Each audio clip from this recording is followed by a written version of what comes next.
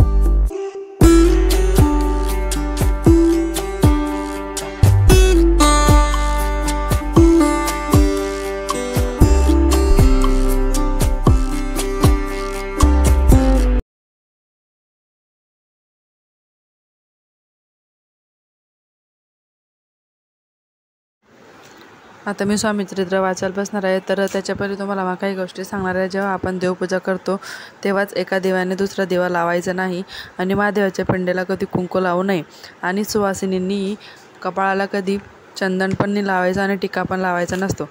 आणि रविवारी किंवा एकादशीला तुळशीला पाणी टाकायचं नाही आणि तुळशीही तोडायची नसते. घरात अंगठ्यापेक्षा जास्त मोठे शिवलिंग नको. घरात 3 गणपतीच्या मूर्त्या पण नको आणि आपण श्री विष्णूंना तिलक लावताना तांदूळ लावू नये आणि खंडित मूर्तींची पूजा करू नये. एकसारखे 2 शंख मंदिरामध्ये ठेवू नये. एकाच देवतांचे जास्त मूर्ती घरात असायला नको. तर आता श्री स्वामी चरित्र सारामृत वाचनाला सुरुवात करते. तर श्री स्वामी चरित्र सारामृत हा ग्रंथ श्री स्वामी सेवा मार्गातील नित्य उपासनेचा अतिशय महत्त्वपूर्ण ग्रंथ आहे. या अमृतमूल्य ग्रंथात भगवान श्री स्वामी समर्थ महाराजांचा अद्भुत लीलांपैकी काही लीलांचा समावेश यात केलेला आहे. या ग्रंथाचे 108 पारायण केल्यास मनातील सर्व इच्छा पूर्ण होऊन महाराजांचा कृपाशीर्वाद प्राप्त होतो. या ग्रंथाचे एकूण 21 अध्याय असून प्रत्येकी सेवेकराने दररोज नित्यसेवेत या ग्रंथाचे क्रमशः 3 अध्याय किंवा 1 अध्याय तरी रोज दिवसभरातून केव्हाही वाचन करावा. याने हे वाचन केल्याने खूप फायदे होतात. तर कोणाचा विवाह होत नसेल तर स्वामी चरित्राचे पारायण केल्याने विवाह पण होतो. ज्याला नोकरी लागत नसेल त्याला नोकरी पण लागते आणि सगळेच कामं जी अडकलेली असतात ते स्वामी चरित्राच्या वाचनाने सगळी पूर्ण होऊन जातात आणि आपल्या घरातील जे वातावरण खराब झालेलं असतं ते पण याच्याने चांगलं होऊन जातं. तर स्वामी चरित्र वाचनाने खूप काही बदल आपल्या जीवनामध्ये येतात. तर स्वामी चरित्राचं पारायण हे तुम्ही नक्की करा. आणि स्वामी चरित्र असं नाही की दिवसभरातून सगळं वाचलंच गेलं पाहिजे. कोणी 7 अध्याय वाचू शकतं, तर कोणी पूर्ण 21 अध्यायांचं पण करू शकतं, कोणी दररोज 1 अध्याय आणि 11 माळी जप पण करू शकतं. तर अशी ही स्वामी समर्थांची सेवा तुम्ही जर केली तर तुमच्या जीवनामध्ये खूप सुख प्राप्ती होईल. तर इथे माझं स्वामी चरित्राचं वाचन झालेलं आहे. तर तुम्हाला व्हिडिओ कसा वाटला नक्की कमेंटमध्ये सांगा आणि व्हिडिओ आवडला असेल तर नक्की लाईक अँड सबस्क्राईब करा. तर असेच व्हिडिओ मी तुम्हाला टाकत राहील तर ते तुम्हाला येत राहतील. तर चला मग फ्रेंड्स, आता भेटूया पुन्हा नवीन व्हिडिओमध्ये. बाय फ्रेंड्स, श्री स्वामी समर्थ.